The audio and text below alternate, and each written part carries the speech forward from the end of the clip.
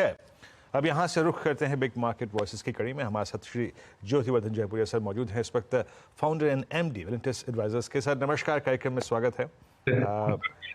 Sir ये earning season अपने बिल्कुल मध्य में आ चुका है, बिल्कुल मध्य में आ चुका है और एक इस मोमेंटम को जारी रखने में निफ्टी को 20,000 और बैंक निफ्टी को 46,500 तक पहुंचाने में बहुत अहम भूमिका निभाई। सर पहले तो मैं आपका विचार जानना चाहूँगा, ये अर्निंग सीजन आपको अब तक लगा कैसा, both for IT and specially for banks? IT में कोई डिसाइसिव व्यू बन चुका है आपका? पहले आईटी पे बात करते हैं, जहां एक समय कुछ स्टॉक्स की पोजीशनिंग काफ़ी खराब थी तो बाजार ने उसमें रिवॉर्ड खोजने की कोशिश करी, बट इन्फोसिस ने जो अपने FY24 गाइडेंस के साथ किया छेड़छाड़, और बड़ी जो छेड़छाड़ करी, उसके मायने क्या है? आईटी पर आपका व्यू? तो आईटी पे वीरेंद्र जी, जैसे पिछले 1 साल से मैं बोल रहा हूँ, हम लोग है ना, हम लोग अंडरवेट है, हम लोग के पास आईटी स्टॉक्स है नहीं, क्योंकि उसका पूरा थीम रहा है कि by local avoid global. Stocks अभी काफी गिर चुके हैं, अंडर परफॉर्म हो चुके हैं, तो हम लोग के रडार पे आए हैं, पर अभी भी हम लोग 2-3 नेगेटिव न्यूज कुछ आए तो है ना, थोड़ा वैल्यूएशन हो नीचे आए तो फिर लेने की है ना गुंजाइश है, पर अभी तक तो हम लोग आईटी को नहीं लिए हैं थोड़ा भी।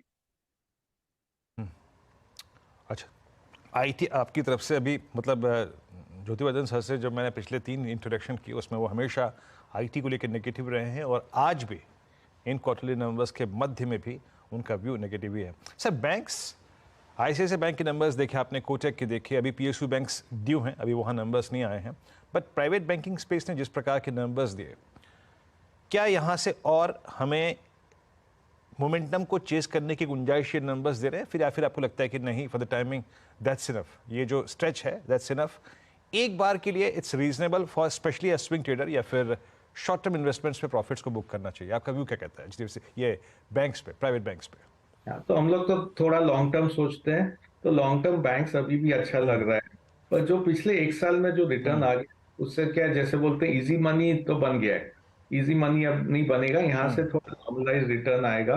बैंक के नंबर तो अच्छे आएंगे, अर्निंग्स है वो अच्छे आएंगे, पर है ना शेयर प्राइस काफी चल चुका है, तो है ना इजी मनी बन चुका है, यहाँ से भी बैंक्स आउट परफॉर्म करेंगे, पर अब है ना थोड़ा धीरे धीरे चलेंगे, मार्केट के साथ चलेंगे, तो यदि मार्केट में थोड़ा करेक्शन आता है तो बैंक्स में भी करेक्शन जरूर आएगा। तो यहाँ पे 2 तथ्य हैं, अगर आप लॉन्ग टर्म इन्वेस्टमेंट के बारे में सोच रहे हैं या फिर होल्डिंग है तो उसमें कोई छेड़छाड़ करने की जरूरत नहीं, लेकिन एक अप्रैल मई जून से एक रीजनेबल प्रॉफिट आ चुका है। अगर आप बहुत शॉर्ट टर्म पर्सपेक्टिव से थे तो it's a decent level to book your reasonable profits, मतलब सारा नहीं लेकिन हाँ रीजनेबल प्रॉफिट्स को कैश में कन्वर्ट करना चाहिए। सर इस बार बड़ी कमांडिंग पोजीशन में नजर आ रहा है रियल स्टेट स्पेस। आज डीएलएफ के नंबर्स हमने देखे और आप कैनफिन होम्स को देखिए, मतलब मैं दोनों धड़े रख देता हूँ यहाँ पे, तीनों धड़े, इनफैक्ट 2 क्यों तीनों। Polycab at all time high, ये जुलाई का महीना इन्हीं को बिलोंग करता है। Then Canfin Homes at all time high, DLF almost I think a decade high. आपका झुकाव किस पर है इस वक्त? रेट्स ये रियल एस्टेट कंपनियों पे, एंसिलरीज पे या फिर एचएफसीज पे? हाँ, तो हम लोग को रियल एस्टेट अच्छा लगता है, पर हम लोग खेलते हैं एंसिलरी के थ्रू रियल एस्टेट के, क्योंकि हम लोग का जो पूरा फिलोसफी है उसमें थोड़ा डेट से डर लगता है हम लोग को, डेट कंपनीज में रहते हैं तो थोड़ा सा हम लोग डर जाते हैं, तो इसीलिए जो एंसिलरी कंपनीज है, वायर केबल कंपनीज हो, चाहे सेरेमिक कंपनीज हो, सेरेमिक में काफी है ना एक दूसरा पॉजिटिव अभी आ रहा है, क्योंकि कमोडिटी प्राइसेस गिर चुके हैं, उनके गैस है ना सबसे बड़ा उनका रॉ मटेरियल है, गैस के प्राइस पिछले 1 साल में काफी बढ़ चुके थे, पर पिछले 3 महीना में गिरना चालू हो गया है, तो जो मार्जिन का हिट आया था 300 बेसिस पॉइंट का, वो मार्जिन वापस रिवर्सल हो जाएगा अगला 2-3 क्वार्टर में, तो इसलिए वहां पे ना एक मार्जिन का भी बेनिफिट मिलेगा, प्लस जो रियल एस्टेट में ना अच्छी बिक्री हो रही है उसके कारण डिमांड पुल जो है वॉल्यूम बढ़ेंगे, वो भी अच्छा रहेगा, तो इसलिए ज्यादा हम लोग एंसिलरी पे फोकस कर रहे हैं, रियल एस्टेट कंपनी पे नहीं। ओके, एंसिलरीज पे फोकस है और यही एक कारण है कि सर आप जैसे फंड मैनेजर्स जब फोकस करते हैं एंसिलरी पे, पॉलीकैब, एस्ट्रल जैसे स्टॉक्स जो हैं वो इस दौर की हाईएस्ट ट्रैजेक्टरी में ट्रेड करते हुए।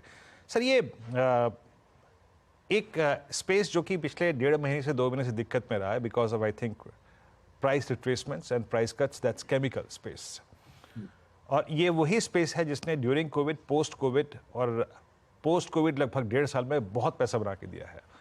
और उसका दूसरा अर्थ ये भी है कि कंपनीज ने अपनी कैपेसिटी एडिशन बहुत हाई की थी, अच्छी की थी, लेकिन अब डिमांड उतनी स्ट्रांग नहीं है, चाइना की सप्लाई है।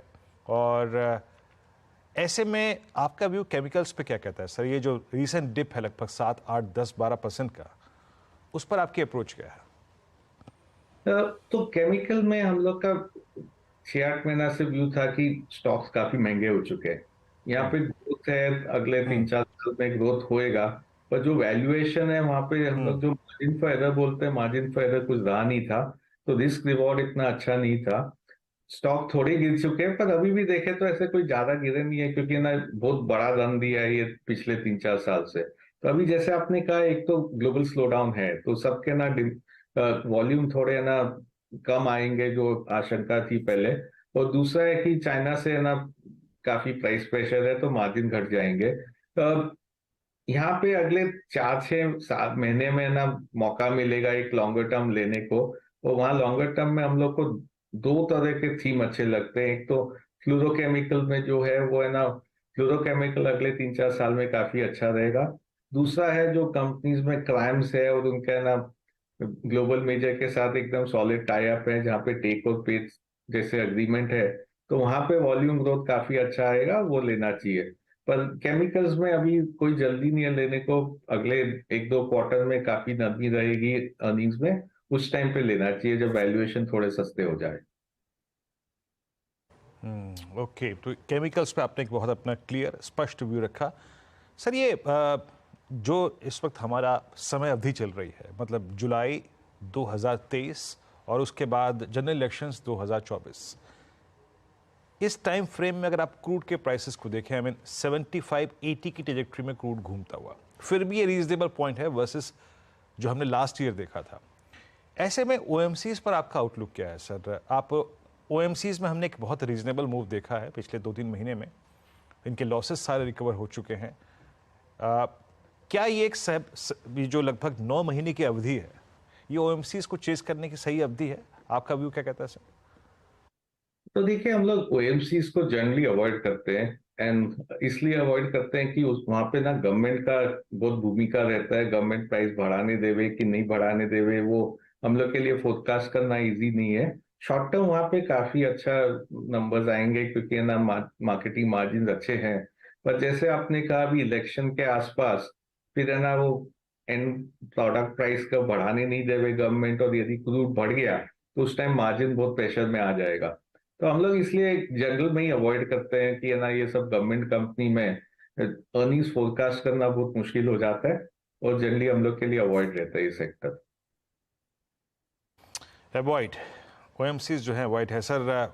और कोई कन्विक्शन एरिया जो इस क्वार्टरली अर्निंग्स के बाद आपकी लिस्ट में या फिर आपकी प्रिफर्ड लिस्ट में अपीयर हुआ हो, जिसको मैं पूछ ना पाया हूँ सर? तो हम लोग जो नया खरीद कर रहे हैं, जैसे हम लोग आईटी पे और फार्मा पे काफी नेगेटिव थे, फार्मा पे अभी हम लोग ज्यादा पॉजिटिव हो रहे हैं। फार्मा शेयर्स थोड़ा खरीदी कर रहे हैं, क्योंकि वहां पे वैल्यूएशन थोड़े रीजनेबल आ गए हैं। और जो यूएस में प्राइसिंग प्रेशर देखने मिला, जो यूएस जेनरिक्स में पिछले 5-6 साल में देखे तो दाम गिरे ही जा रहे थे यूएस जेनरिक्स में। अब वो जो है ना, प्राइसिंग प्रेशर थोड़ा सा एक तरह से प्लाटो हो गया, भाव ऊपर नहीं जा रहे, पर गिरना बंद हो गया, एक तरह से बहुत मामूली सा ही गिर रहा है। तो है ना, ये सब कंपनी को थोड़ा सा राहत मिल जाएगा कि भाई हर साल है ना लॉस बढ़ते जा रहा था यूएस में, अब लॉस नहीं होएगा, अब शायद थोड़ी है ना ग्रोथ भी आ सकती है वहां पे। तो फार्मा एक सेक्टर है जो हम लोग है ना पिछले 15 महीने से एक तरह से नहीं ले रहे थे, अब पिछले 2-3 महीने में फार्मा लेना चालू कर दिया है। कि फार्मा में स्ट्रॉन्ग कन्विक्शन है सर का, और वाकई अप्रैल मई जून में, इनफैक्ट इस तेज़ी के शुरू होने से पहले ही, सबसे पहले जिसे कहते हैं ना, आई मीन आप स्विंग की पॉसिबिलिटीज़ या फिर जो संकेत दिए थे वो थे निफ्टी फार्मा। एक बार लेके आइए निफ्टी फार्मा आपकी स्क्रीन पे। 14289 इस दौर की सबसे हाईएस्ट ट्रजेक्टरी, और ये जो मूव था वो शुरू हुआ था, आप समझ लीजिएगा कि अप्रैल फर्स्ट वीक में, और उस वक्त प्राइस था इसका करीब 11,820। सर बहुत बहुत शुक्रिया, आप इस कार्यक्रम में शामिल हुए। सभी स्पेसेस पे, स्टॉक्स पे, सेक्टर्स पे अपनी राय रखी आपने, बहुत बहुत शुक्रिया।